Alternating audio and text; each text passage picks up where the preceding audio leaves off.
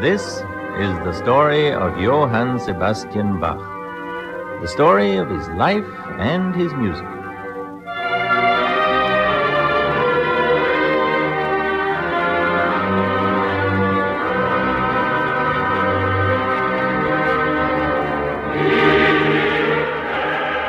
Bach lived a long time ago, and yet he's often called the father of modern music. Today, Bach is known as one of the world's greatest composers. But after his death, he was forgotten for almost 100 years. Forgotten until Felix Mendelssohn, a musical genius in his own right, revived Bach's compositions. Mendelssohn often played Bach's music. He made a point of conducting one of Johann Sebastian's most glorious works, the St. Matthew Passion, of which this is the final chorus.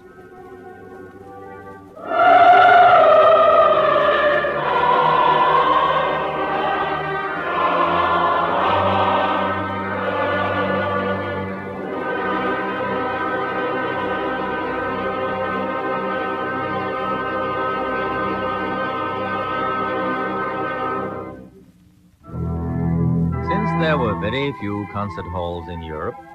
In order to practice and be heard, musicians like Bach went to work for the wealthy or the nobility and played in their private orchestras.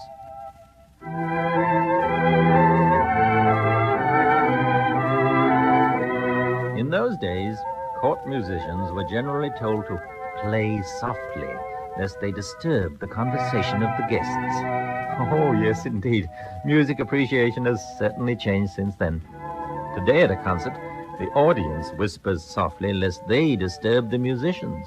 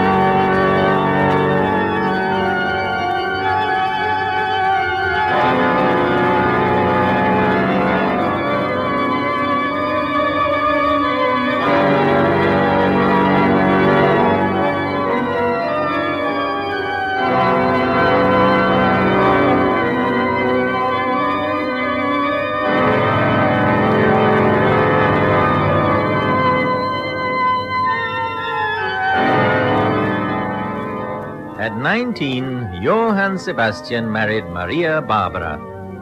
They had 7 children, 2 of whom followed in their father's famous footsteps and became quite important composers, Wilhelm Friedemann and Carl Philipp Emanuel Bach. Well, a growing family, growing debts, more responsibilities compelled Bach to write more and more for a living. But no matter what he did, the most he could earn was the equivalent of about $80 a year in cash. Sometimes, instead of money, he would receive 12 bushels of corn, 2 cords of wood, 200 pounds of brushwood, and 3 pounds of fish delivered to the door. For 9 years, Bach was concertmaster in Weimar, and during that time he wrote many cantatas, like this one, Ich habe genug, I have enough. Ich habe genug.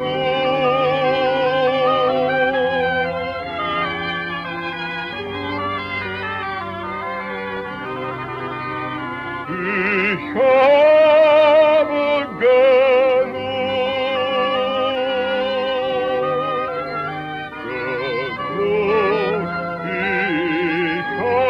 habe genug.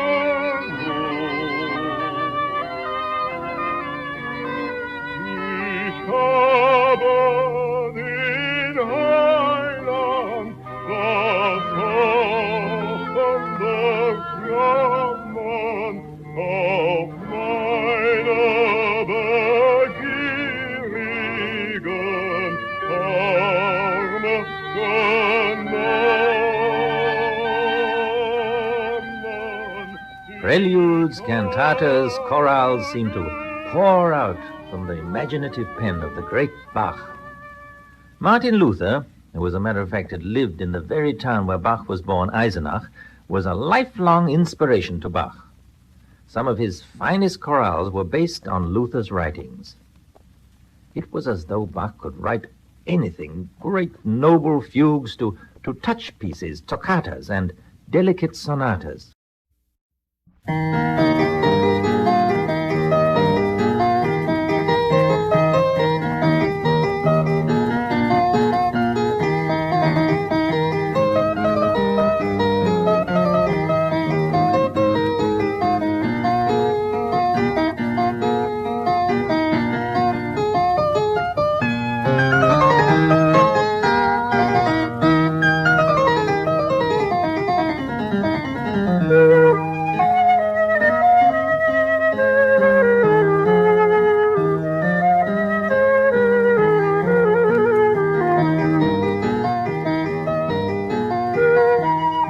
How did it happen that for a period in Bach's career he stopped writing organ music? It was while he was Kapellmeister, conductor of the Prince of Anhalt-Köthen's own orchestra. Bach was delighted with this new job until he discovered there was no organ at the court. His disappointment was our gain, because he had no choice but to turn his hand to composing instrumental and chamber music.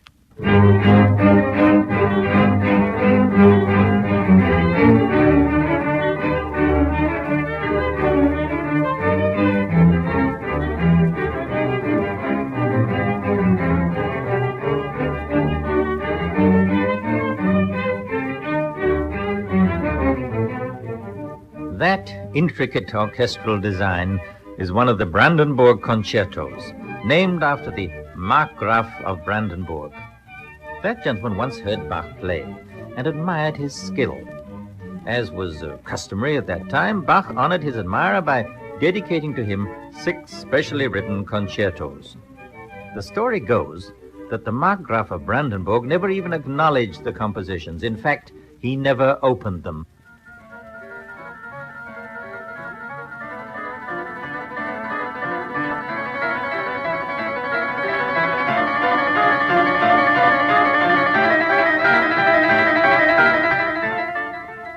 Yes, the Markgraf of Brandenburg might be forgotten today if it weren't for these musical tapestries. But it was as though these concertos were jinxed. For some time later, they were found in a heap of discarded papers. And even then, no one recognized their value. These 6 priceless manuscripts were sold for 24 groschen, hardly enough to pay for the paper they were written on.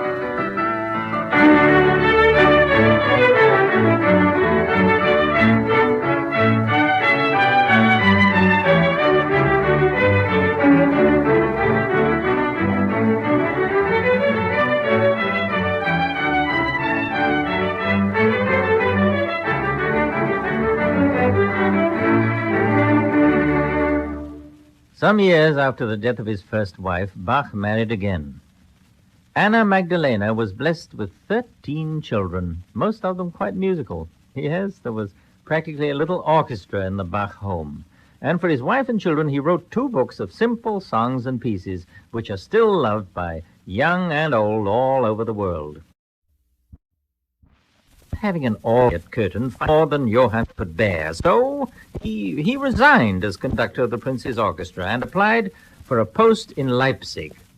For his audition at St. Thomas's, he played his most recent work, the St. John Passion.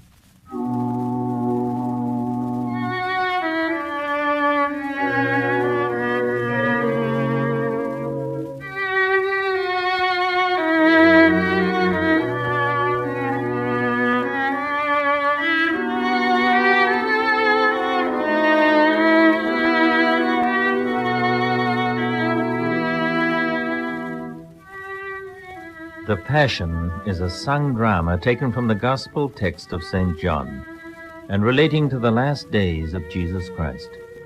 In this aria are the final words of Jesus dying on the cross and crying out, "It is finished."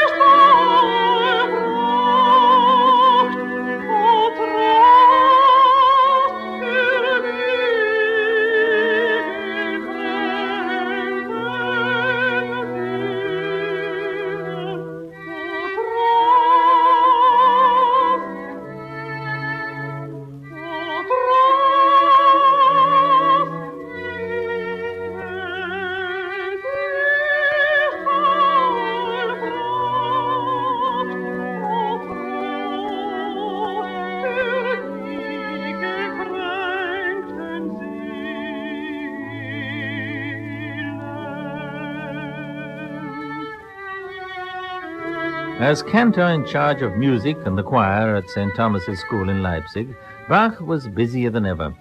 He was almost a one-man musical factory, writing chorales and cantatas for every Sunday in the year. In 5 years, Bach turned out 295 of them, of which 190 are still preserved.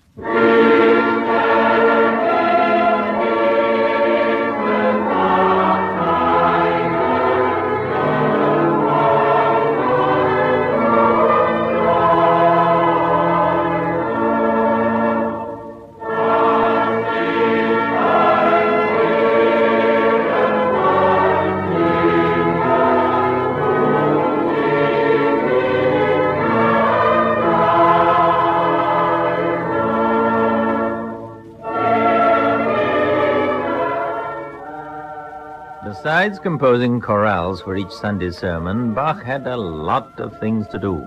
He had to attend service in 4 churches, teach Latin, play the organ, keep order in the school, lead the choir, but wasn't allowed to choose the singers. So, to make ends meet, Bach had to play for parties, weddings, and funerals.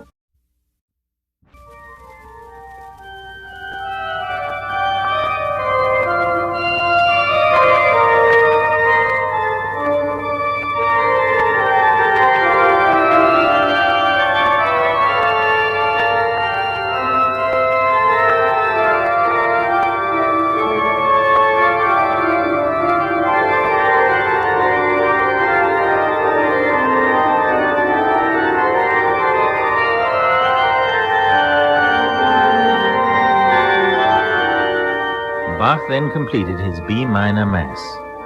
There's little doubt that had he written nothing but this one work, it would have sent his name thundering down the ages as one of the world's greatest composers.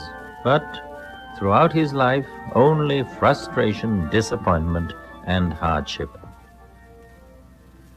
But there were a few minor triumphs, like the time Bach challenged the famous French organist Louis Marchand to an improvising contest on the organ. The musical match was to take place in Dresden. The day arrived, the audience appeared, Bach appeared, but Marchand never showed up.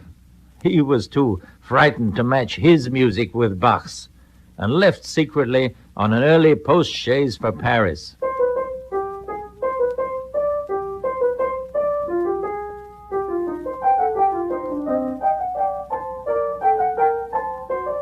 Although Bach didn't originate new forms of composition, he did establish a new and revolutionary system of keyboard instrument tuning, so that anyone might play a piece in any key and go to any other of the 24 major and minor keys without retuning the instrument. This system is called equal temperament. Having established this system, Bach then demonstrated it by composing 24 preludes and 24 fugues, called the Well-Tempered Clavichord.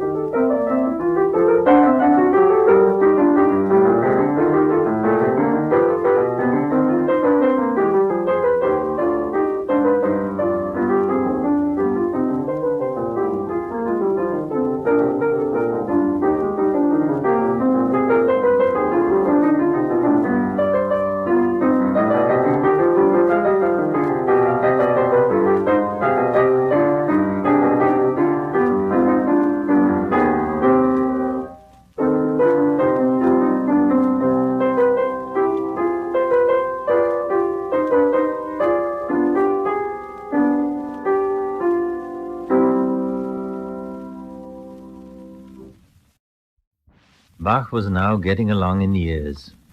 He lost his sight, but he never lost his inner ear for music, nor did he ever lose his faith. He continued to dedicate his works to God, and went on writing in his universal language of music, expressing love, hate, humor, confidence, terror, and tenderness.